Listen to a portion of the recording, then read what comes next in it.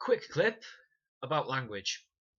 I know I always say in these clips that just a quick clip, a brief clip, and they always end up going about 11 minutes. I'm going to try and not let this one go that long. In televised demonstrations, you'll see people when they do this thing, and it's usually on breakfast TV, where they hit a pad and they go, "No!" or they go, "Stay back!" The reason is it's televised, and you've got to clean up your language when it's televised. If someone's about to attack you and you say no, that's not going to have any effect. The person attacking you will know that you don't want them to attack you. The person you're trying to attack will know that you would like them to stay back, but they're ignoring you. So it's vitally important when we do real self-defense sessions that we know what type of language we're using. So the language that you would not get in a martial arts dojo, we must employ in a self-defense situation. Now, with a match fight, just to throw back to an earlier video, with a match fight, a sporting contest, you don't need any verbal, you don't need any of this, because you've already agreed to fight. With self-defense, we can use our language as a weapon. I don't agree that it's the best weapon we have. I think our hands are the best weapon we have. But, our language is vitally important all the same. If, however, at your self-defense club, or in your self-defense sessions, you're going, "No! Stay back!" it's not going to have the same effect. It's not going to have the effect you think it will. That's why we have to learn how to flick the switch. We have to get comfortable with the swear words. I'm not a big fan of certain swear words, but they work really, really well when you're trying to get someone to back away. As an example, let's say you're on holiday in Germany. You're in Germany, somebody has a heart attack. Are you going to phone for an ambulance and speak Japanese? No, because it's the wrong language. If you've got someone coming up to you going, "Fuck you looking at? You fucking got a problem with me, you fucker! Fucking come on then!" If someone's doing that, going, "Please sir, I don't want any of this. Can we not just talk? Now tell me, please sir, I'm trying to be a gentleman about this, but it's not working." That's not going to have the effect that you want it to have. That will not work. That softness, that politeness, will be seen as a weakness. We should try to be softer in our day-to-day lives. We should try to be more gentle with everything. But not in this situation. If someone's about to attack you, for whatever reasons, you need to be fucking ferocious. You need to be hard as you can. So, what you should be doing when you hit the pads is going, "Fucking get back! Fuck off! Fuck you cunt!" You need to get used to that. You need to let the spit fly off your lips. You need to turn into a fucking savage. You need to let this person know that you are a genetic throwback and you quite like the taste of human flesh. And if you come any closer, so help me Christ, I will fucking end you. You need to get this across. You need to let, every time you hit the pad, you need to be visualizing cracking someone who is trying to harm you. A great tip that Matty Evans said when I was on that course was, have you got kids? If you're having difficulty bringing up enough aggression when you hit the pad, think that the pad is actually a person who is about to do something horrible to your children. That technique I have seen work with people who come in very timidly and no, as soon as I start to say, and I'll become quite detailed with what does happen to people, they then hit the pad and they're going through it and they're hurting the people who are holding the pad.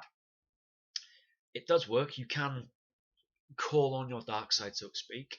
It's also, of course, vitally important in these sessions that we train how to put the dark side away and put it back in the cage. But it comes from language. If you start speaking a certain way, you will find your demeanor changes, you'll find your body language changes, you'll find your way of thinking about the world changes. If we can harness that for a brief, short 15 to 20 seconds, during those 20 seconds, you go all out, smacking the guy and fucking destroying him, and your goal is to take him out of existence, then we can get away. That will buy us the time to run away. If you're being timid and you've never had an argument with your girlfriend, or if you've never complained because you're at a restaurant and they've given you the wrong order, if you're really timid, I don't want to make a fuss. Oh, can we not? Please, can we not do this? Please, I don't want to fight you. Please. Then I guarantee, if that's your mindset, when you go to strike, you're gonna go, and you're not gonna have the full generation of power behind it. So, just a quick heads up for anyone coming to the sessions: when we do the aggression part, you will be asked to swear at each other. Think of something that gets you angry. Everybody seems to be angry all the time these days, whether it be work, whether it be something you're expecting that you've ordered through the post hasn't shown up yet, whether it be that you keep having to take your computer back to the shop to get it fixed because something keeps happening to it, whether it be that you dropped your phone, you cracked the screen, whether it be someone hasn't returned a phone call, or whatever it is, there will be something that gets you angry. Learn how to harness that and learn how to bring it to the fore. There's no point getting angry and being stoic. There's no point in doing that. You need to let it show on your face that if you keep fucking pushing me, I'm gonna fucking do you. You need to let that come through. You need to let the person talking to you know, oh shit, I've picked on the wrong person here. If we can let that anger come through, oftentimes, if we can do that before the other person gets angry, their brain will still be receptive to that. It's all about posturing.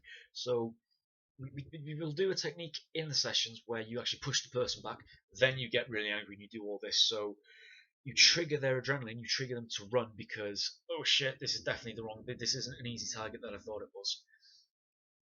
So when you see on these TV spots where someone's just very loosely hitting, or even if they're really hitting the pad and they go, we teach them to, no, stay back. That's to make it palatable for the audience at home. That's so that it can actually be broadcast to people on television. We must get in the habit of, if we're going to do this, if we're going to talk to the pad when we hit, we need to be as violent and as aggressive and ugly and unpalatable as we can with it. If you see some people walking, let's say, hypothetically, you're walking across a car park, you've just done your shopping, and you see 3 guys on the other side of the road walking towards you, and they're just having a lovely chat, and they're saying, yeah, I just finished reading War and Peace, bit long-winded, wasn't it? Yeah, you're not going to have anything. If you see those same 3 people going, fucking hell, I'll tell you fucking what, mate, I fucking buried that fucking cunt. Jesus Christ, that fucking book was so fucking long-winded, I couldn't wait to put the fucking bastard down. I guarantee you're going to move as much as you can because of their language. They're still talking, they're still the same 3 guys, still talking about a long-winded book, but their verbal has changed, which has triggered your brain to think they're not polite. If they're not polite, they're going to get aggressive. It's the dialogue. You can see it on train carriages. You can see people getting really, oh god, when a bunch of drunk people come on and they start swearing. Now, the guys might just be out for a good night. They might not actually be even thinking about being violent or aggressive with anybody. But every other word out their mouth is the word fuck, thereby everybody that's around is going, oh shit, something's going to happen here. I can feel it. I can feel they're going to kick off. Even though they're not. It's the language. So if we can learn how to harness that language, and if you are upset by the language, if you're offended by it, if you find it quite disgusting, if you're, oh, good. That's the effect it's supposed to have. If, however, you say, well, I couldn't possibly come to a session where people do that. I won't lower myself to use that type of language. Well, then you're going to get your head kicked in. It's simple as that. If you don't learn how to harness it, it's not going to work for you. If you don't learn how to get comfortable with it, now you don't have to like it. There's a big difference between tolerant and like. I can tolerate someone stood in front of me, swearing at me, calling me every name under the sun. I can tolerate that because I won't let it intimidate me, because I understand that it's the same as if someone's got a shaved head or if they're covered in tattoos. It's window dressing. Just because someone's got a shaved head and a missing tooth and they're covered in tattoos doesn't mean they can fight. It doesn't mean they're a tough guy. But they will use that as an intimidation factor, exactly the same way as people will use language. So if we can get comfortable with it, if we can get to a place where we can tolerate it, where if we hear the word fuck, we don't immediately go, oh good lord. It shouldn't have that effect on you.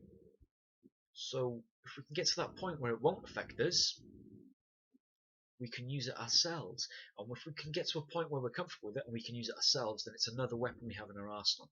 Because again, when people say your voice is your weapon, if you're not using that weapon correctly, it won't work.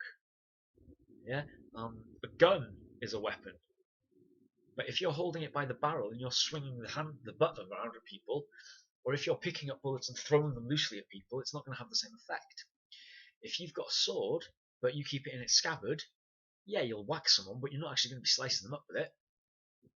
So, yes, your voice is a weapon, but you have to learn how to use that weapon. You have to be comfortable using that weapon, and you have to know exactly how to use it. So your voice is the weapon, your language is the ammunition. So you have to know what you're doing with it. Again, this video has gone much longer than I wanted it to, but it needed to be said. If you have any questions, any comments, please let me know. If there's anything you'd like to see in a future video, let me know.